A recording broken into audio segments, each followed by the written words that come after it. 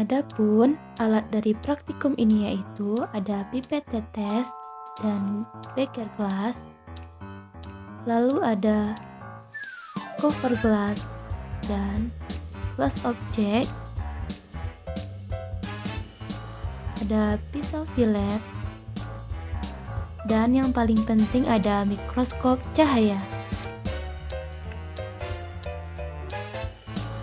Sedangkan bahan dari praktikum ini yaitu ada batang eceng gondok atau Eucernia crassipes, daun pinus,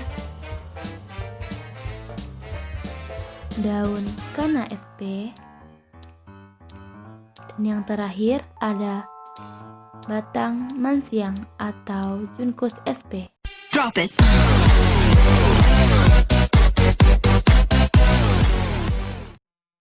Adapun langkah kerja dari praktikum ini yaitu yang pertama pada kana sp, kita ambil sayatan melintang dari daun tersebut secara hati-hati dan setipis mungkin.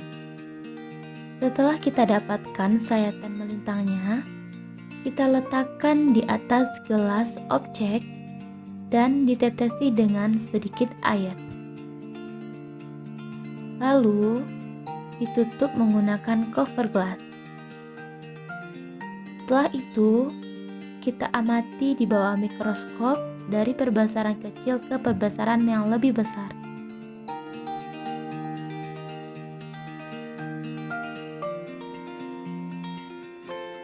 Dan seperti inilah hasilnya dari pengamatan daun kana sp. Yang kedua, kita amati daun pinus, di mana kita ambil sayatan melintang dari daun pinus ini secara hati-hati dan setipis mungkin. Lalu, setelah dapat sayatannya, kita letakkan di atas gelas objek dan kita tetesi menggunakan air. Lalu kita tutup menggunakan cover glass dan diamati di bawah mikroskop dari perbesaran kecil ke perbesaran yang lebih besar. Dan seperti inilah hasilnya dari pengamatan daun pinus. Yang ketiga yaitu pada eceng gondok atau Eucernia crassipes.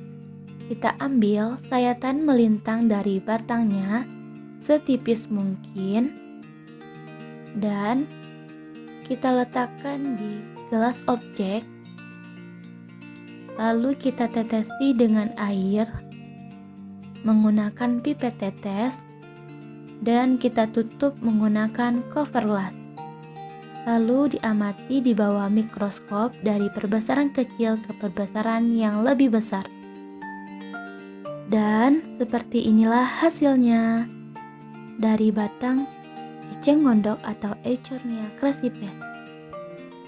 Dan yang terakhir yaitu pada Juncus sp atau mansiang, di mana kita ambil sayatan melintang dari batang mansiang, lalu kita letakkan di gelas objek dan diberi sedikit air, lalu kita tutup menggunakan cover glass dan diamati di bawah mikroskop dari perbesaran yang kecil ke perbesaran yang lebih besar.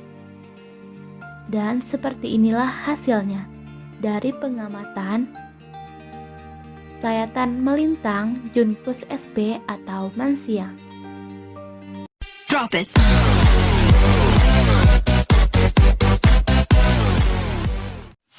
Baiklah, kita lanjutkan untuk praktikum kita anak tumbuhan tentang jaringan parenkim. Kita menggunakan 3 objek. Yang pertama kita menggunakan objek eceng gondok, di mana kita mengambil sayatan melintang dari batangnya dan diamati melalui mikroskop akan kita lihat seperti ini. Bagian ini adalah bagian ruang kosongnya dan di bagian dalam ininya ruang kosong tersebut akan kita temukan yang namanya parenkim atau disebut juga dengan parenkim udara. Kita menggunakan perbesaran 10x10. Untuk objek yang kedua kita menggunakan pinus, di mana Dengan menggunakan perbesaran 10 kali 10, kita dapat menemukan adanya parentim lipatan seperti yang dilihat pada gambar ini, dan bagian yang ininya disebut dengan divisor. Untuk opsi yang ketiga, kita menggunakan tanah SP, di mana kita menggunakan perbesaran 10 kali 10, kita akan mendapatkan hasil pada mikroskop seperti ini. Kenapa dinamakan dengan anti-henkim atau parentim hitam? Karena kita temukan bahwanya akan dapat seperti ini, seperti cabang-cabang yang membentuk bintang jika dilihat lebih jelas. Dan bagian yang ini disebut dengan ruang kosongnya. Bagian ininya ialah divisor, dan bagian ruang yang di bawah kosong ini yang di luar dari bisa ditambahkan dengan ini.